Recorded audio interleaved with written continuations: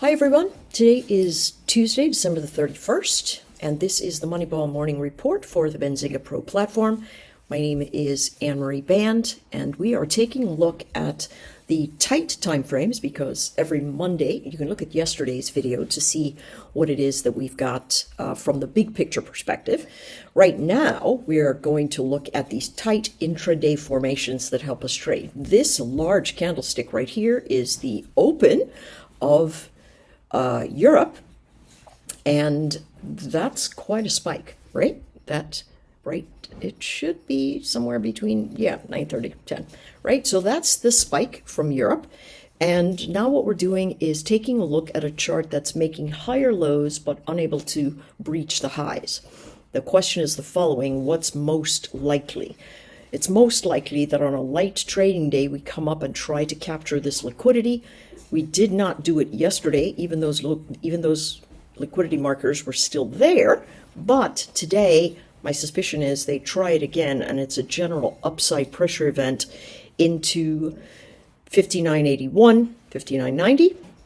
If it holds stat, it'll go to 6,000, then 60.13, then 60.31 or so.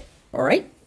It could go higher, but I doubt it. So this is what we're staring down. Generally bullish motion. We've got way more momentum than we did the last time we were at this price point. Notice, momentum higher. It's lower over here, but with a higher price. It's higher over here, but with a lower price, suggesting we head to the top of the Keltner channel. Old support, new resistance. So pullbacks or buy zones under this formation. And what would be nice is if we got into that 59.50 right here and then just went on for the races. I don't know if it'll give us that, but the close of yesterday's VWAP was 59.60. So if we do the long at 59.60, we need at least 10 points of risk not to get stopped out. I would collapse into a 15-minute or a 5-minute when we are within 5 to 6 points of this range. Okay? So generally bullish motion, I see. Where will I be wrong? This is very important for you to do as a trader. You have to look at the chart and go, wait a second, I made a decision based on X, but if Y occurs, I know that means that my suspicion was incorrect, and I will have to either cut or reestablish some sort of motion. I don't like doing anything but cutting and then coming back and let it all settle out, okay? It could be that we're right and it holds the 59.50, but it could be that we're still right that it holds 59.50, but first it drops to 59.18, and who wants, what is that, 32 points of risk? Who wants that? Nobody, okay? So there we have it. The pressure event, of course, is going to be trying to get up over 59.50, but we do have momentum saying that that's possible. Let's go to the NQ. All right, same sort of thing. Lots of liquidity up here, very negative formation, but what's happening is that we could have a trend break, right? Wow, that's a terrible trend line. Holy cow. Yeah. You don't want to trade on trend lines. You just want them to sort of tell you what's going on. Notice it breaks the trend here, but it can't get up over the moving averages that we have positioned. It doesn't break the trend here, under one moving average, above the other. So you have to wait for price to break down to know what's going on. Here, we're above both moving averages, actually all three of them to include the VWAP, and we're breaking to the north. My thought is the same thing. It is a bullish formation that's building, but we have to be able to get up and over 570. Now, we did 560 yesterday, couldn't get above. That was the top end of the range, all fine and dandy. Notice if we go to, these are yesterday's lines, but they should work fairly well. If we go to Mentor Q, they've got 595, 621. Look at how tightly they're packed together. And then 700, and then 721, and 749. Those are the levels that I am looking at myself. A little bit different, but all the same. Here's the liquidity marker. Around that 720-ish area, we can see that these lines very often converge on these specific zones. So what do we want to see? We have divergent momentum, meaning price action is got more power on it to the upside. we want to see a pullback into yesterday's closing VWAP. That's about 440, 21,440. The stop, 20, maybe even 40 points wide. So you've got to be very careful down here. Collapse into the tight time frame and let the chart tell you what the traders are positioning, and then go with the flow. Our goal is to hitch our wagon to the back of the steamer, right? We don't want to, and I mean, I really mean railroad there, because we don't want a wagon on a steamer. It's going to sink. So, oh my gosh. All right, so here we have 422. That's the pullback action I'd like to see hold. If it doesn't, it could bottom out near this upper end of liquidity at 350. Remember, I talked about 250 yesterday. It hit it right on the nose. It was absolutely textbook beautiful. We could do it again and then move up, but the majority of the liquidity area seems to be above us rather than below us, right? They could just run right into these liquidity areas, but they won't be able to do it unless buying shows up from underneath. And that's really what we want to see. The break above 21,530. You could chase it up there. You just want to be very, very careful. Well, that took a long time. Okay, let's go to the YM. The YM's been a little bit of a different beast, right? It had really a horrific downdraft. Right. I think that has to do a lot with how the dollar is getting priced. I think that's how they're trading it. But we're still the cleanest shirt in the dirty laundry. All right. Meaning that with all the problems out there with fiat currencies, we're still holding stronger than a lot of other economies. So what are we staring down? Same sort of thing. Lower lows, lower highs, except for right here, we're at value area low for the last 1, 2, 3, 4, 5, 6, 7, 8, 9, 10, 11, 12 hours. We've been holding 42,890 or thereabouts. You can see in the extended view how much more momentum is sitting at these areas in the current zone rather than the areas before. Straight up motion, and you know that straight up motion can lead to more upside. So what you just want to do is make sure that the price action holds its floor. What's the absolute floor? 42,872. The near-term floor, since this 4 a.m. spike from London Open at 42,994. That's going to be the number. That gives us about 50 points of risk. That's about $250 per contract. You know, whatever. I'd say trade small or not at all today because the liquidity will be relatively thin. But old resistance could end up being support with the break of 43,011. We head up into the point of control. Oops, no, that's the VWAP at 43,180. And then the point of control at 43,323. That's what that looks like to me. When will I be wrong? If it comes down into the floor at 42,900-ish, and it does not hold. And then that gives us 42,577 all the way down to 42,500. Okay, so that's what we're looking for. Let's take a look at Bitcoin. Again, my apologies for not including it yesterday. Just forgot. It is holding this 92,000. Everybody knows they have to hold it. Now, if we take a look at a bigger picture, we can see it looks like a bottoming formation, right? That's not necessarily a bigger picture, it's just a longer time frame.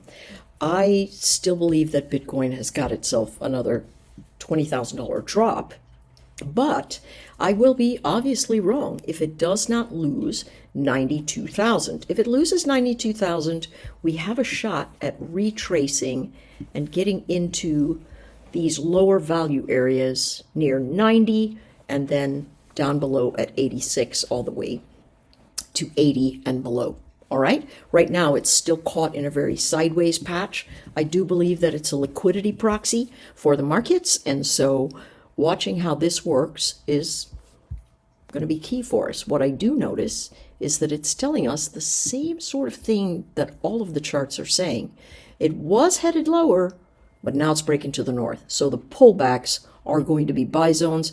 Best pullback actions probably before the European Open, maybe 94,000. There's this area right here, which is a Fibonacci, and that's 94.6. And as you may have remembered, this stock likes to move, this future likes to move in $500 clips with $200 squeezes on the edge of those clips.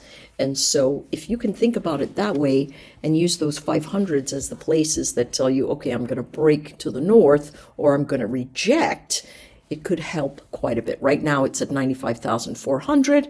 It's got another $100 before it starts getting squishy. And then, you know, if it doesn't hold 96, then we collapse back into 92. That's what I'm seeing. All right, let's take a look at oil. Oil, wow, that's really interesting. Okay, are we on the second contract or the first? I think we're on the first. I don't have any lines anyplace else. All right, so here we are, staring this one down, and look at the topping event overnight, right? Top. Here we are at 71.22.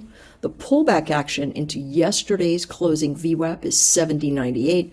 I think it's clearly going there. Look at all of this wiggly mess, right? This should tell you if you have a momentum indicator, as long as it's above zero and you've got upside pressure, it remains by the dip, right? And this is the first one that's come right down into the fringe. It should be down here at that 70.98 for the forward contract. Sometimes these guys. It's down here at 70.54. This area altogether is going to give us the likely buy zone in this chart. All right. Now, the question is, what if I'm wrong? Where does it look bad in terms of buying the dip? If we cannot hold yesterday's VWAP, we are going to see a move to the top of the value area high. That's 70.50.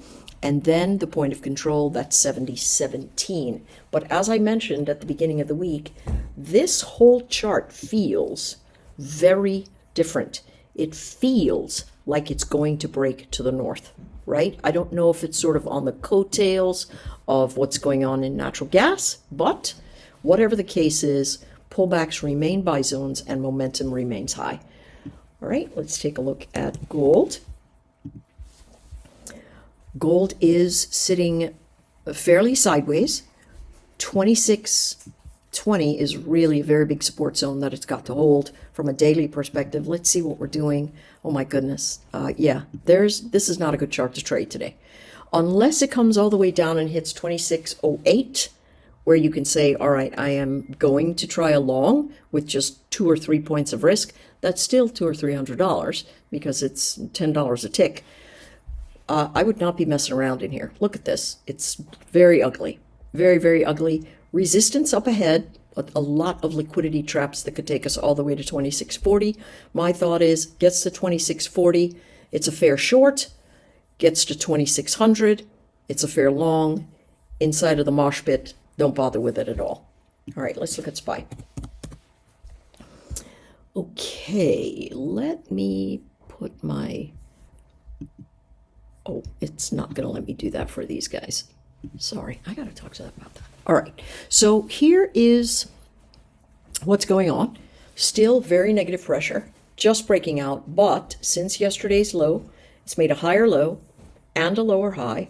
The break above 591 is going to be bullish action to 595. The break below 587 should give us a retest at 584. It's very sideways, but more momentum to the upside, so dips are buy zones. You could come in at 588 and give it a go. 587 would be your stop. It's a dollar of risk, but you know, you could do that. A dollar of risk, top edge, 594, and maybe even we get to 596. It really depends on how the traders react today. I have no idea what the traders will do, but I do know it is going to be very low volume, and low volume tends to higher prices. That's what we know. Okay, 515 was the support zone that we had looked at, and then 509 before. We stopped right in the middle, somewhere around 512. Liquidity at 511 below, and there's one liquidity marker at 519 and then another liquidity marker at 524.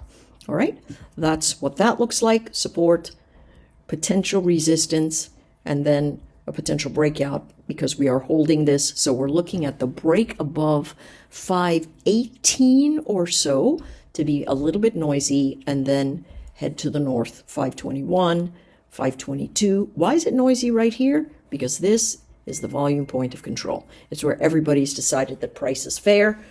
So dips are buy zones. Get it to 515, try to take the long, maybe 516. But if it loses 515, very likely to drop to 514 and then 512. So really you want to get out of that sticky little patch right there and give yourself a break. All right, that's it for me, folks. Remember, nothing tomorrow morning, nothing Thursday morning, and then back to work on Friday. Take care, everyone. Happy New Year.